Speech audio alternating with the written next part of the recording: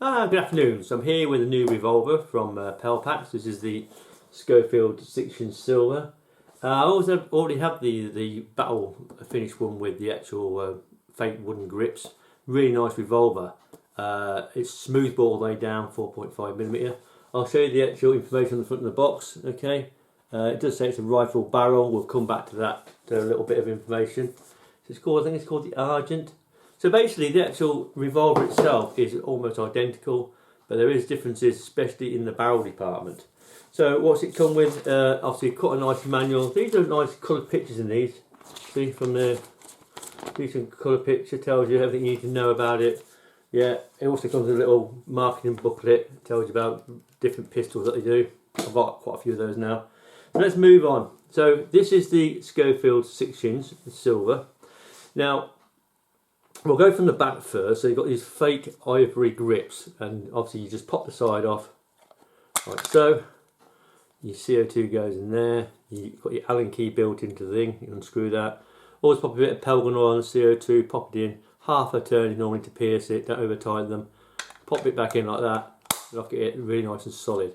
You've got a safety at the back. Obviously I never use this. The thing about these are single action revolvers, so you've got to literally cock it, yeah, to actually fire it. Okay, really nice trigger. 2.5 pound pull, very much like the Battlefield brown handled revolver. Let's go for a few years.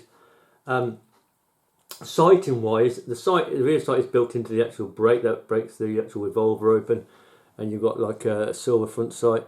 It's not bad. A bit bizarre that this is a V and the front is an actual post. I don't know why when they designed the Schofield they didn't put an actual V and a post in the back, a U in the back, so the actual foresight would sit in it better. Because if you look down the actual revolver, you put the actual V in there. You've got to sort of bring it down so you can see the top of the actual foresight just in the top of the V. Otherwise, if you get it wrong, your aim can be out. Okay. Right. So to break the actual revolver open, you pull that back and turn it. Notice the shells start to extend because you can actually use this, inject them. If you go like that, you can actually eject them. Pull it all the way, they pop back in. I'll just show you the shells. Yeah, I'll just take one out. So yeah, they load from the back. Yeah, just push your pellet in the back. This is a pellet shooter.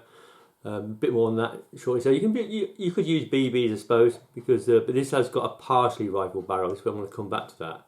Okay, so pop your pellets in the back. It's great if you just want to load them in quickly, so load your shells. It's a bit loads of spare shells, but you can load your pellets up, yeah, if you're shooting it quickly. Okay, so yeah, that comes up, locks back up like that. Quite positive. Going on to the barrel now. Now, the fake brown handled battle finished Schofield 6" from a few years ago was a pellet shooter. But the whole of the barrel was 4.5mm, and it was like a smooth bore. In fact, there's like a bit of a swirling, that's all there was. But it worked out, it was very, very accurate, especially with these Superfields, which are quite a long pellet, so they go down a smooth bore quite nice. So, but this one here is only partially rifled. It says rifle barrel, it's not fully rifled. The rifling stops about here. Okay, so you've got a 4.5mm rifle barrel sitting inside another bore which is bigger than 4.5mm. So the issue you have is as the pellet comes out of the rifling, it goes into a bore, and the pellet is not actually tight in the bore, or almost tight in the bore. You can have CO2 going over the top of it. Also the pellet can obviously oscillate the rest of the way down the barrel, which probably will affect the accuracy. In fact, all the revolvers I have, like the Dan Western 715, exactly the same. When I bought that, it had a partially rifled barrel, and the rest of it was basically smooth bore, but it was inside another bore, so the bore was bigger as it exits the rifle barrel, which would affect the energy level and also the accuracy, because the pellet isn't going down a 4.5mm bore, which would obviously improve the accuracy. And I know this from a fact because I've got lots of revolvers that use just smooth bore all the way down. Like for instance, the M29 revolver, Smith & Wesson. That is smooth bore. I deliberately bought the BB version because I knew the bore was all the way down, smooth bore all the way down, and that is accurate as well. Yeah, much more accurate than this. So, apart from that, this is a really nice revolver. ASG, like Umrex do make theirs fully rifled away. Like if you get a single action army Colt, excuse me, got a bit of a cold. They are rifled all the way down. You know, I've got a 5.5 inch one, and that's rifled to the back to there. Yeah, so it's about ½ inch short, and it's rifled. It's really accurate. Single action, really accurate. I know that. I've shot it one-handed at 15 meters, knocking down cans. It's just down to me keeping it still. Okay, so I know that's accurate. Also, if it's a BB smooth all the way down, that's great as well. Yeah, because you can fire pellets down a smoothbore barrel, but as long as it's all the way 4.5 millimeters, you're going to be fairly accurate. And the reason why I say this, because if you look at the target, for instance, the two targets I took. Now, I do a semi-rested 10-yard target during the unboxing review, and this is the semi-rested one. This one, it was quite windy, and I had to sort of aim where the mark is, where the aim point is, because this is shooting low and to the left. So I had to aim up here. So I had one flyer up here, yeah, and the other 5 around there. So that's semi-rested, which it's not as good as other revolvers, put it that way, what I've got. And then I went and did a freestanding outside. And again, I sort of got 6 shots, but that's not bad semi-rested, but it's not as, sorry, freestanding, but it's not as accurate as the smooth bores or the fully rifled bores. Okay, I mean things like Webley revolvers, yeah, the 177 fully rifled all the way down, both in 2.2 and in 177. They are incredibly accurate. They are. I mean the 177 Webley revolver, you know, I was putting like 6 shots in like that space at 10 yards freestanding. That's how accurate it is, because it is fully rifled and it's also 4.5 millimeter all the way down. Performance wise, using these Superfields, yeah, I was getting a 2.75 foot-pounds energy. That's a spread of 10 FPS over 6 shots. I was given a 30-second break in between to allow the CO2 to recover. Like I said, the trigger pull was 2.5 pound pull. 2.5 pound pull. And I did try some Barracuda lights. They're heavier, and the energy was, you know, a little bit more. It was a 2.86. So performance wise, energy wise, not too bad. But the Schofield smoothbore with the brown handle is doing over 3. I think I tested it at 3.06 foot-pounds energy. So it is more, and that's with the same sort of pellet, with these pellets as well. So yeah, having a bore all the way down will actually make it more consistent, more accurate, and will give you that bit more energy as well. Okay, a bit more hitting power. So yeah, what do I think of this? I do like it.